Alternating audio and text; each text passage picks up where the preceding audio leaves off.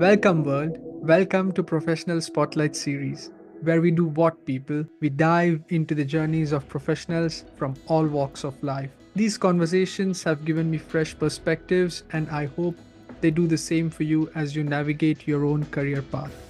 And today, we've got something special for you. Today, we are diving into the dynamic world of warehouse technologies and lean management with a guest whose journey is nothing short of inspiring.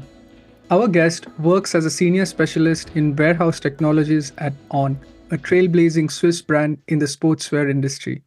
Her career path is a fascinating blend of engineering expertise, lean management mastery, and international experience. From her roots in Albania to a transformative stint in Italy and now making waves in Zurich, her story is one of passion, resilience, and innovation. In this episode, we will explore her journey from her early career to her current role, uncover the secrets behind lean management, and delve into the cutting edge RFID technology that's revolutionizing supply chains. We will also touch on her personal experiences as an expat, her goals for the future, and of course, all while having fun. So, without further ado, please welcome Erinda Lala. How are you, Erinda? Thank you, Tomei. Hey, what an amazing introduction. Thank you for having me here. It's a pleasure for me to be here. And also looking at the people that you interview in the past, I am a little bit amazed because those people had an amazing career in their shoulders, and I don't know, I don't feel at the same level, but No. it's a pleasure for me to be Not here. at all. I think you're being modest. So happy to have you. Let's start from where it all started. Where are you from and what's your origin story? Hey, I'm from Albania. I was born in Durrës, so it's a second largest city in Albania. And then when I was 5, we escaped from war in Albania, and we just went to Italy as immigrants Mhm. without any documents. We just decided, yeah, let's start our life from scratch again Wow. in Italy. The journey was not easy at all. We ended up in Marche region, which Mhm. is a central region in Italy. And yeah, basically my family started there a brand new life with with a lot of challenges. But I think we were lucky enough, and the Mhm. time was good enough for migrants to join new countries because at that point in Italy, the people were quite welcoming. They were quite open. So I think we had a good life also in Italy. Of course, not easy at all, but quite lucky at the end. Wow.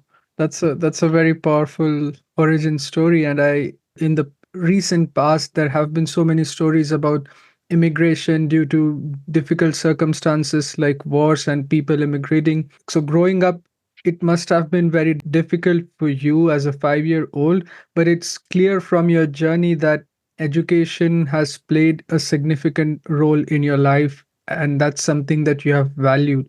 You have got some impressive qualifications through your bachelor's and master's degree too. So, where did this motivation and drive for education come from? Was it your parents who instilled this value of education in you? How it all started? It was probably the only way. I felt it all my life. That was the only direction I could have gone.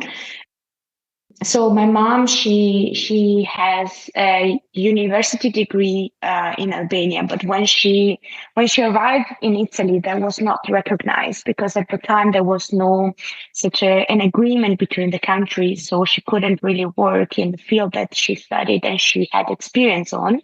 And when we arrived in Italy, it was quite clear that there was no other way around. I needed to study, I needed to have a university degree and to start life walking on my feet directly as soon as possible. I think that was coming from her, pushing me towards that direction. But also for me, learning was for me always easy, like Mhm. studying. getting passionate about new topics, discovering new information, for me was kind of natural. It wasn't let's say a huge deal, or I didn't had to put too much effort on it. But I think what was very clear for me, it was, for example, during the university years, I didn't have much choices. I couldn't take a bad vote, a grade on any exam. I couldn't be like behind with my exams. I really needed to be on time on everything because the university degree was, let's say, a milestone to reach as soon as possible, because then after that the real life, or at least the life that I wanted to build by myself, was about to start. Wow. So you realized quite early on that this is the tool that you will require to start your life as an adult in Italy. So, as a 5 year old, when you moved, it was new language, new culture, must have been a bit overwhelming for you. Did you understand what was happening? How did you really adjust to this new life? It's a good question. I think I was understanding, mainly because I didn't have the opportunities that our kids had at the time. So for Mhm. me, I felt always a little bit different compared to kids at school. And of course, kids are always like sometimes not nice. So they also like to highlight the difference between them and you. You Yeah. are like something that is coming from outside. So they don't really like to be the same, or they want to emphasize the difference between you and them. Although, I mean, we are quite similar. I really don't know what is happening with people that are having a more visual differences. That Right. is quite more challenging. But I think at the time, when you're a kid, I don't know, you are very flexible in everything. I remember I joined in second grade. Well, because the journey was not very linear. When we arrived as immigrants in Italy, I was 5. Mhm, mhm, We were in a refugees camp mhm. for some months, and then I turned 6, and I started school at that time. But then in Italy, there was this law that was declaring all the migrants without documents as illegal. So they brought us back to Albania. I studied for a year in Albania. And then I returned back because my mom studied in Italy. I returned back and I studied second grade of elementary school in Italy. And I remember the first semester, school is divided in first and second semester. My grades were like sufficient, right? Mhm, I mhm. was having some troubles with the language, and I was not fully able to speak, or at least not fluent. But like in less than 6 months, my grades were all excellent, Wow. because I think it was really a brute force environment. I couldn't do anything else other than learn the language as fast as possible, Mhm, mhm. and at the same time be better than the others, because I didn't want to be just different. I wanted to be like good enough for them to accept me. Mm, I see. And your mom, from what it sounds like, was tremendous support for you, who helped you, give you the strength to do what you did. For sure, the main part of it, I think mom was the main one. You have tremendous inner drive and mental strength. So, cheers to that. And thanks for sharing this. Not everyone is able to carve themselves a path that you did. It's really commendable. Thank you. Thank you. It's a pleasure for me to share, actually. I think there are a lot of people that have been going through this. It's Mhm. not always easy to talk about it, but it's needed sometimes. After that, you carved a very interesting career path, and it has been a journey so far, and I'm sure it will continue. Could you walk us through your journey from early days of studying engineering up to where you are now? So after uni, I joined this small consultancy company that was located north of Marke. Mhm. It was interesting for me to do to enter a little bit more on the business world. When I joined, well, man, I initially hated it. Like for the first 3 months, they were a completely disaster. I was stuck in this small office. That was for the first 3 months. And every day I was thinking, hey, should I quit? Hey, should I just go do my thesis at home? But that didn't happen. I kept on staying there. The 3 months passed, and then I started working more on the projects and with colleagues that were on site with the clients, Mhm. Mhm. companies that were producing furniture or other products for big brands. The first years were interesting, but I felt I didn't have enough tools to support what I was doing. A clear example, when I was on site, I was dealing with projects to implement new certification, to implement processes, to review processes, and to, make some improvements happening. But I felt like I didn't know the theory behind Yeah. perhaps the production processes, the theory behind how can you make a product faster, produce it faster. Therefore, I went for a second master degree in lean management. Mhm. It was an amazing experience. Learning was super fascinating for me, an incredible journey. I think the structure of the master was also very well done. I met incredible people during that master that I still am in contact with, and it was a really, really good experience. I mean, lean management is big part of a lot of industries. You talk about wherever there is manufacturing involved or processes, operations involved. What exactly is lean management? So it actually was born in Japan with Toyota. It's a full mindset actually to that is reviewing the processes and highlighting what are the waste in those processes. The waste can be several different. The idea of the lean management is to reduce the waste in a very scientific way. I will say it's not based on impression. It's based on data. For example, removing processes that you do twice, implementing checks that will allow you not to repeat several tasks, reducing the handling, so trying to automate more the production, make everything more visible. So visual management. It's super powerful as a philosophy, I would say. So, in general, methodology that's focused on improving efficiency by reducing any type of waste and enhancing kind of the value of the process in general. Yes, exactly. What drove that decision to look beyond Italy, and what was it that attracted you the most in Zurich?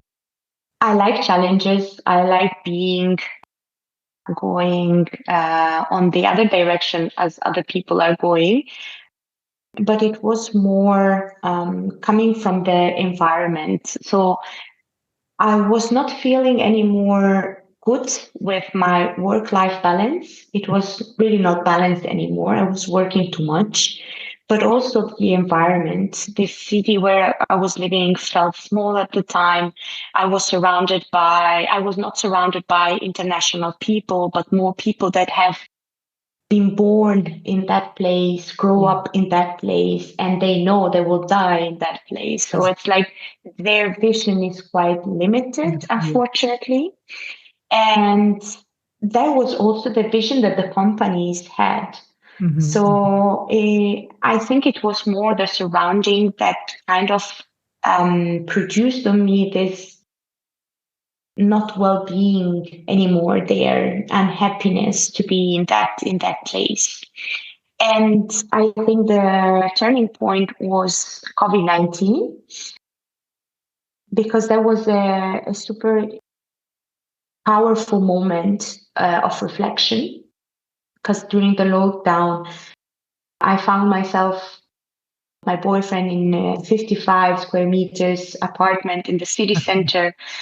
And lockdown was super tough. We were allowed only to go downstairs and throw the waste. That was the only thing that we could do. We couldn't leave the house. So I think I started there the meditation and taking more care about my well-being and myself, not only physical, because also during the lockdown I was training a lot, multiple times per day, but Mhm. more mental health at that time, at that point. And when you start reflecting, you for sure will go through understanding why you are not anymore that happy. It was not that I was completely unhappy. I could have done that for some more years, Right. but that was a really important break to say, hey, look back, look in the future. Do you want to continue this? Do you want to Mm. really be here for the rest of for the next 5 years or 10 years? And the answer was no. The answer Mm. was quite clear from my side, but also from my boyfriend's side. It was no, we don't want to be here in the next 10 years. So it was fun because at that time we had a lot of free time. And we did this spreadsheet. We are both engineers. We did this spreadsheet where we listed 50 cities around the world. So basically, we had a full scale of 50 cities and understanding how was, I don't know, job opportunities in each of them, or what was Wow. the healthcare system in each of them, all those That's parameters. so Or for instance, so fascinating. I think you should share it or publish it somewhere online if you haven't done it yet, because I think that's a thorough research, and I'm 100% sure that it will be very useful for people who want to decide what's next, especially maybe people coming from Italy, because maybe they will relate to your decisions more. Maybe, I don't know, but in general, I think it will be. I would be very interested in looking at that. yeah, it's. I think I shared it with some friends because they were also fascinated by it. We put also our preferences. For Mm. instance, I didn't want to go too far. So at the end of the day, we had a short list of those cities, and we were filtering to test the tool. We were filtering for, I don't know, healthcare, air pollution, or job opportunities, or I don't know, there were public transport, and many other parameters. I'm not surprised Zurich came on top of the list, because I don't think there are any major cities around the globe that could be close to Zurich. I mean, it's close to Italy, still in Europe. Zurich was always on top of the list. We're like, okay, we never been to Zurich. We had no idea how the city looked like. It was okay, and that could be an interesting place to live. And at that time, we started sending some CVs around in Zurich. After the interview process, I got the job. My boyfriend got the job 2 weeks Wow. after. So we said, okay, it's a sign, we go. Yeah, I mean, that's so fortunate, right? Because both of you, first of all, both of you to decide and be aligned on the agreement that, okay, we don't want to live in Italy anymore. Let's try to find somewhere else. Both of you perfectly align. You create this tool to understand where you want to go, decide on a city. Then the real task is to find the job, because, okay, everyone would like to live in a amazing place, but then how would you go there? You find the job, he finds the job, the stars are aligned. It's a miracle. I think, yeah, it was a sign, it's everything is going right. Why should we fight back that? It just Yeah. let it go with the flow. And yeah, and then the journey at all started. At first, I joined the quality team, Mhm. and then I moved to the global distribution team. And in my current role, basically, I am a project manager Mhm. that overlooks the warehouses and how to implement new technologies in our 10 plus warehouses around the globe Wow. to gain more efficiency, to improve the processes, and so on. I'm always intrigued with the brands like On, right? It's a pioneering brand in sportswear using high tech into all the products. I would like to expand on your role. I mean, the brand itself is really growing in popularity all over the globe. Your role has also evolved quite a bit, starting from quality now into warehouse technologies. What exactly are you doing now, and how is it contributing to the success of On as a company? Yes, so I believe On is a very innovative and visionary company. I have experienced already some meetings with the founders where they push you to see far in the future and what to do as a very strategic way. And is also a young company, so it can still be very agile, and it is still very agile. So if you want to test something, is the best place to be. Mhm. If you want to implement a new technology, it's the very best place to be, because you are not gigantic like other brands, but at the same time, everyone envisions you as a cool brand, innovative, that does apply cutting edge technologies and so on. My current role is, as I said, focused on the warehouses. We have 10 plus warehouses around the globe, really spread. And we are trying now to implement the RFID technology in the whole supply chain. This is nothing new. We have had this technology in our products for many, many years, but we have never empowered it really. And I can see, based on researches, that other brands also are not really taking advantage of all the benefits that this technology can bring. So that's radio frequency identification, a method of identifying and tracking objects using the radio wave technology. I mean, would you want to elaborate more on what exactly it is and why it is so important for warehouse technologies, supply chains in particular? Yes, so every product has an RFID tag, which is a passive tag. So we don't track it till there is a gate with a reader where we capture the data. So it's not an active tracking, but it's more a passive one. Every product has one and is unique. And that is the really changing for this technology, because you have a unique identifier for each product that you produce. And what you can do is track wherever this product is going. So as soon as it leaves the factories, for example, you will have live data of when the product is leaving and being shipped out. When the product is being inbounded in the warehouse, you know, that product is in now.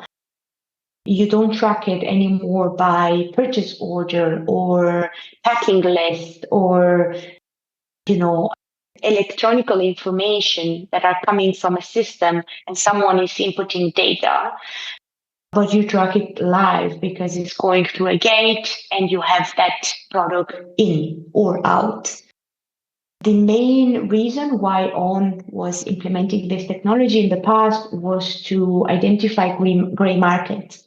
Mhm. That was the main reason. But right now, what we are trying to do is to discover more what kind of use cases we can develop to use this technology. And one of these use cases can also be have a full supply chain tracked via RFID for all the products that you create, to understand where the products are going, how long does it take, and have kind of digital twin of your whole supply chain based on real data, Wow. physical products moving towards all the destinations. And yeah, it's kind of a vision, honestly. So far, brands that have used this technology, they had implemented few use cases.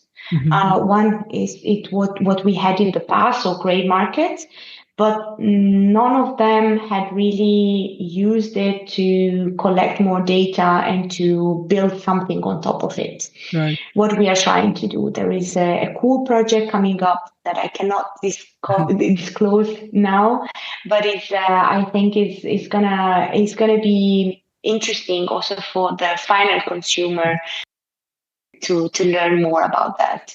Well, efficient. So it's kind of value stream mapping that you can do with all this data, which is super exciting. Amazon has so many warehouses all around the globe and working at immense scale of products that are coming in, going out. Do you consider them like a benchmark when it comes to warehouse technologies? Unfortunately, Amazon has very huge portfolio of Mm. items. And the RFID has two main enemies, liquid and metal.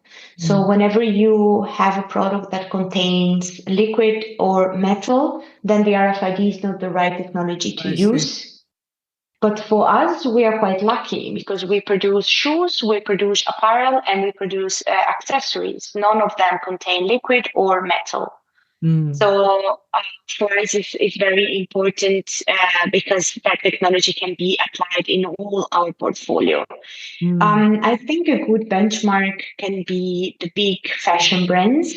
I see. Nike and Adidas, they all have implemented RFID, but also talking with software providers and so on.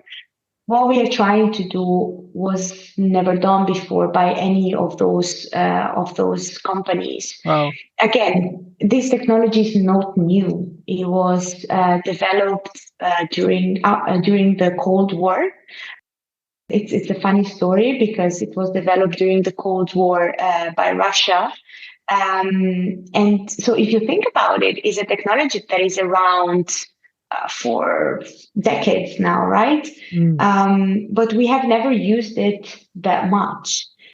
Only with fashion and products that are, as I said, not containing liquid or metal, you can empower it. You can be sure that the tags are readable. Plus, I will say the technology did a step forward, and now it's more reliable as a technology itself. What are the challenges then with RFID? As you said, this has been there for a while, and but the potential is not yet completely tapped into.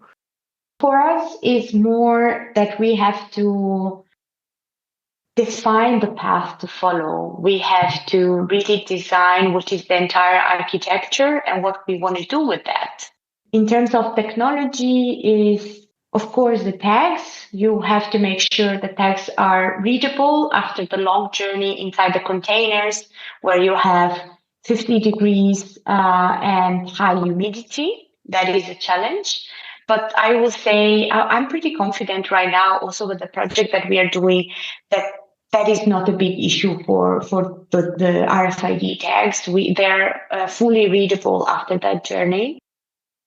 It's more implementing all the gates along the chain. It's for me currently in my project is more standardizing the way that I want to implement this technology in the warehouses, given that they are very different. We Mhm. don't own warehouses ourselves, so we work with third-party logistics. And I need to convince them to implement this because it's beneficial for us. And I wish they can also gain some benefit out of it. But at the same time, I would like to standardize it. But we have small warehouses, for example, in Brazil is quite small, and we have gigantic warehouses in the US. So every time I kick it off in one location, I learn a lot, I discover a lot, I adjust, I make changes to my standard process.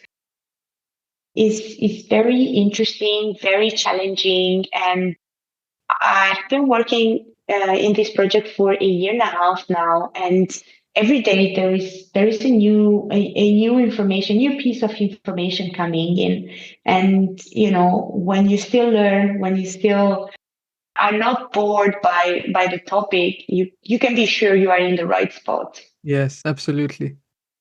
That this technology does sound exciting, and I'm really curious to see what the output of the project that you are working with, and on will have it introduced, I guess, soon, and then everyone will get to know what it is. For consumers, it's not really a privacy concern because this is only until the shipment is in the store. After that, there is no way to track what happens to the product, right? That is correct. So every time you want to trick the tag, you need a specific device, Mm, a specific reader. So you can't do it with your phone. mm, That is not possible. So as soon as the product leaves the store or leaves the warehouse, there is no way for us to know where the product is going and what happened next. What does the customer do with that product? mhm, And mhm. so there are no privacy issues related to this. Our only duty is to inform the customer that there is an RFID tag on the Mhm, products. mhm, That is mhm. the only thing. But since our passive tags, there is no way for us to trigger the Yep. data when the customer has it. Right, right. Because the other type is active tags, which themselves are active, which means that they Yeah, have chips in it, and this can be tracked by whoever yeah, has the installed the chip, basically. correct. The difference is that the active tags, they have batteries, so they can Mm. send data Feedback. back. Exactly. Looking ahead, what are your professional goals, and on a personal note, what are you most excited about in the coming years? Well, I think the journey has just started, specifically at On, and specifically with this project. And I like as other moment of my life where I was not really settled. Like I had those years where I was feeling, I need to change. I need a change Mm, in my life. I need a new challenge. In this very moment, I think I don't foresee big changes on career wise. I see myself probably in the same company, probably in the same city, growing inside that company, trying to perhaps have my own team and going through the journey of RFID, but also other technologies that are happening in the warehouses.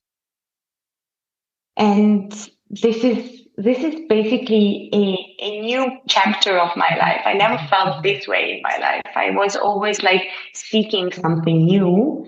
This time is more, I'm quite happy with what I'm doing. I would like to stay here more.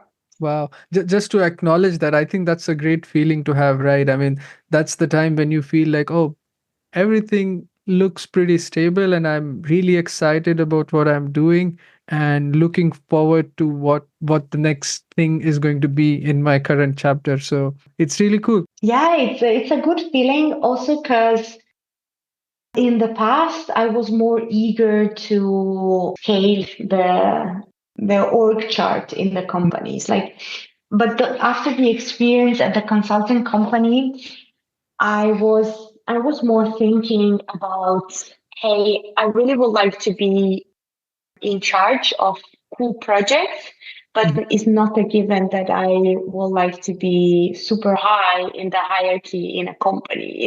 mhm, It's mhm. a lot of more responsibilities, a lot of more issues and stress. Of course, I would like to have my own responsibilities and to grow and to perhaps have my own team. But it's like I don't have any more that kind of hunger of Mm, being of doing more every time, like more and more, having more.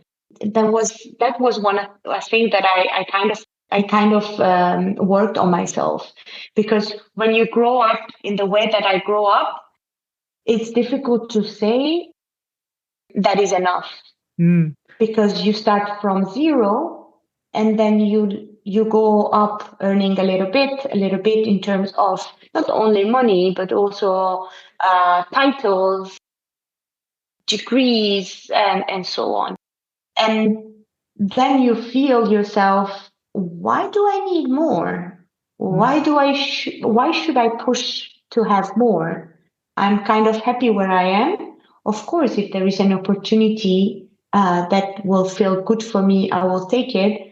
But it's also not needed that you are always in that mindset of hunting. You Mm. know, I relate to it absolutely, and I'm glad that you feel settled.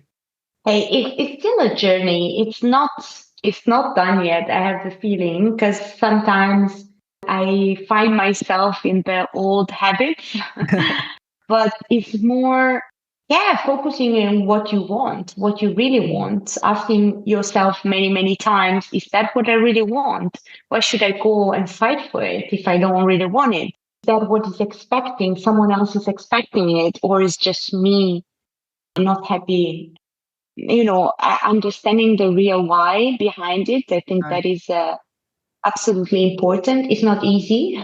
Yeah, yeah. I think meditation and coaching can help here. No, I 100% agree. To be able to live for yourself and not as per society's standards or someone else's standards, but to define your own standards based on your own purpose, which drives you. Yeah. All right, let's switch gears and have some fun with our rapid fire segment. Are you All ready? right. Ready. Let's start with some easy ones. Favorite book? I just finished Shantaram and I want to go back to India again. That's a good one. I haven't read it actually. Maybe I should. It's super good. It's Mm, super, super good. But it's very difficult to say which is your favorite book because it's always the last book that I read. yeah, yeah. I Not always, always, but many more of times. one word that best describes your career journey. Evolution, I will say. Wow. Okay.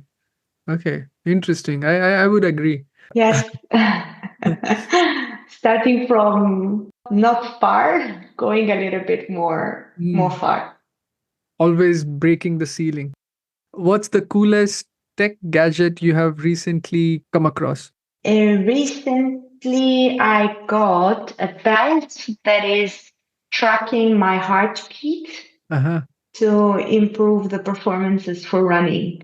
Because Oh. I really don't like running. I do it because it's one thing that you should do to be healthy and to Right. burn some calories. And in my company, everyone runs, but I really am not good at it compared to other people that do it perfectly. So I have this little thing now that I have to wear to improve my running performances. Next year's Zurich Marathon together. Let's see. Oh my God. Let's start with a half marathon. What's your go-to comfort food after a tough day? I mean, if I say pizza is really not original, comfort food, yeah, probably is pizza. I can't help myself on that. No, it's probably pizza. Can't argue on that. Uh, if you had a superpower that could make your work easier, what would that be? Being invisible. Uh-huh. In what Uh, way would you like to use that? so sometimes I think people are not fully transparent, and I would love to hear more feedback from people because then I can adjust myself. Yeah. That's a true mindset of a person that's worked in quality assurance. Yeah, true. But it's more because, yeah, as I said, people are not really sincere Right. sometimes, or they are afraid of sharing their thoughts, while it would be great if everyone can be fully transparent. I agree. What's your secret talent that most people don't know about? Ooh, different talent that most people don't know. In Italian, I'm funnier. Probably people don't know here.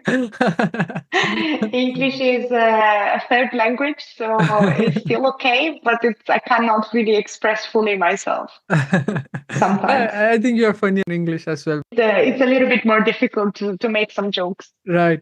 Best part about working at On. The community, the people, Mm, okay. 100%. Yes. Best advice you have ever received? I think I received that from my mom. She once told me, you have to get up on your feet. There is no one that can do it instead. You are the only one in power of doing it. Mm, mm, And I think she just disclosed this little secret that in reality, no one can help you if you don't help yourself, right? yeah, yeah, yeah, it's powerful. It can be your parents, your brother, your close friend, but at the end of the day, certain things, certain decisions, you have to take it for yourself. No one else is going to do that for you. Certain directions, like people can give you many advice to go in one or Mm, another direction. But if it doesn't feel okay for you, you will be just unhappy. So if you don't really do it by yourself, you will never be proud of it at mm-hmm, the end of the mm-hmm, day. absolutely. Best advice that you would give to yourself? Take it easy, do more experience during the university years instead of just studying. Travel more, live abroad more, take more risks, honestly. Mm-hmm, I was really super careful in whatever was happening, mm-hmm, super in power of and having full control of whatever was happening because I didn't want the situation to be out of control. And mm, that was okay. I was hyper carefully, I have to say. mm-hmm, mm-hmm, Um, but looking back, perhaps taking a little bit more risks. mm-hmm. Wow. Okay. Biggest career lesson that you have learned so far? Make relationship. Mm, yeah. Go and talk to people and be more open, be less shy Mm-hmm, mm-hmm, and go talk to people because at the end of the day you can deliver the best project, but if people don't know you, if they can't connect with you or there is no connection between you and them, you're just a number. mm. Right, right. You need genuine connections to get the feeling of fulfillment. Yeah, I'm not too good at that. I'm more a nerd person, so sometimes Mm, I'm like just in my own bubble and trying to do the best that I can in my daily job. But I truly believe that that is a game changer, honestly, having mm. connection and making Yeah, connections. yeah. And genuine one, not with the purpose of any intention of getting anything out of Yeah, it, but just genuine power of networking is underrated sometimes. I think so. That was fun. I really enjoyed this. It's a segment where you can really touch on different topics in short amount of time. So that's why I really like it.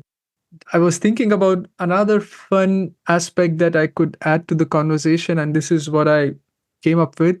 It's called Mythbuster. So I will say things to which there are common myths associated, and you can bust them by explaining a bit more as to why these are misconceptions. What would be a common myth about Albania?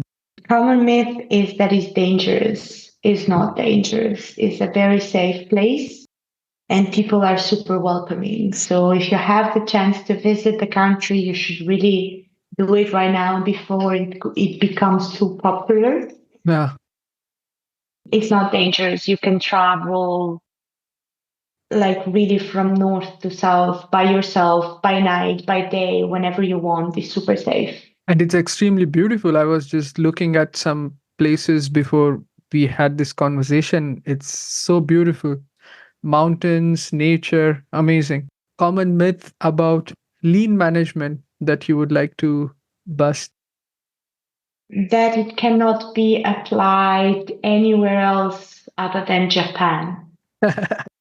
There was this idea in the past because they try it out in the US and in other countries, applying exactly as Toyota was doing it. So the same identical system and procedures, and they were not having a good success.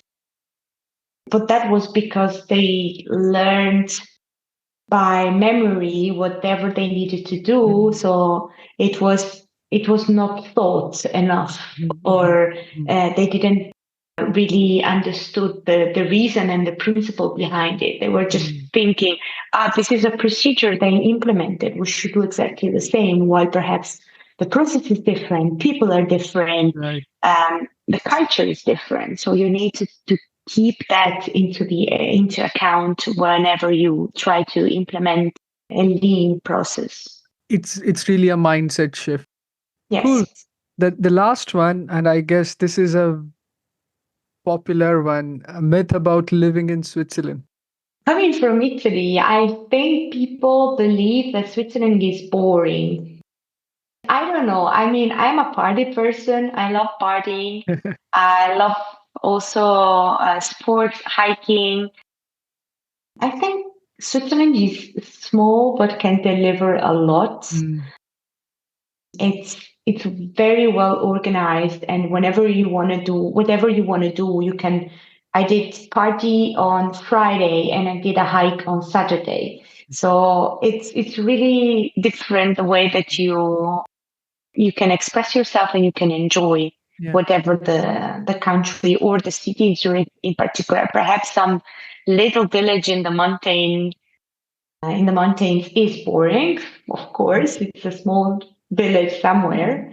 But if you take cities like Zurich, or I don't know, I believe also Bern and other big cities, you can find many yeah. activities to There are do a lot to of enjoy options. yourself. Yeah. Absolutely. It's nice to get your insights on some popular myths, and I also learned some new things through this Mythbuster segment. So thanks for that. As we come to end of our podcast, this is something that Mhm. I ask all the guests to wrap things up. If you could put a spotlight on three key moments in your journey, one from the past, one from the present, and one you hope to see in future, what would those be? I think for the past, it was a precise moment when I switched my mindset. So from being very defensive to being very open towards people, but also towards opportunities in life. So I was telling you before that I didn't have a very easy beginning of life. And that of course had an impact on my approach and on the way that I was acting towards life. But somehow at one point at uni, I was surrounded by great people. The environment was fair to me, and I felt confident towards the future. So I kind of changed my mindset. I was way more open, way more smiley, happy to welcome people, and that new behavior was really a big change for my life, because then I had more friends. I met really cool people. I had more opportunities. People were happier to come towards me. So I think that was a really important moment in the Wow. past. Growth mindset and just not being so defensive. Hmm. Yes, yes. And I mean, you really need to understand when life is good to you, and you really need to act consequently, because if you have problems, of course you need to be focused in the things that Right. you have to deliver, right? You, the things that you have to overcome. But if you don't have problems, why should you have this kind of harsh attitude towards Yeah. everything? No, that's a very good point. In the present, I think the main spotlight will be building my career at on. Hmm. At the end of the day, I'm doing something that was not done in this company in the past. So it's a huge responsibility, but also a great opportunity. Mm. And I would like really to focus on that, and to make it work as I can, or try to deliver the best out of it. And for the future, hey, I have some goals for the future. I have the feeling that right now I need to give back. So I was thinking of starting a charity organization, a very small one, where I would like to try to help girls in Albania to be Wow. independent and to study. Wow. Trying to put the things together and to support that. I did a journey, I did a trip in Albania in June, and I learned the story of, actually, it was a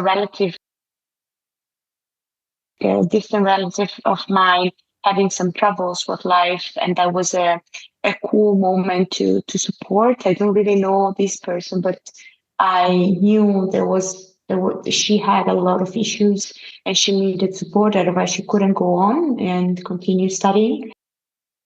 And that was the trigger why I really wanted to.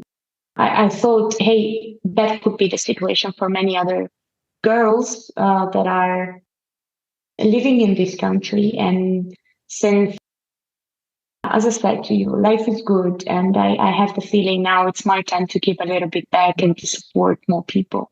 I love it. I love it. That's very commendable. And it just shows how you have matured and reached a level now where you want to give back to the society. This is absolutely amazing. And if you want to use this forum to reach out to people, and if you need any kind of support in putting things together for this noble cause, would be happy to support you. Thank you very much. I am trying to figure it out what is needed and put everything together, but I hope to put it in place soon.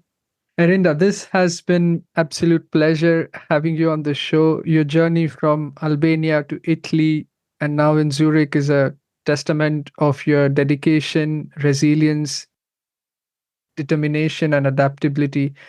I truly admire what you have achieved, and I'm really curious to see what future brings in for you. I wish you a lot of success in your career and a lot of joy in your life.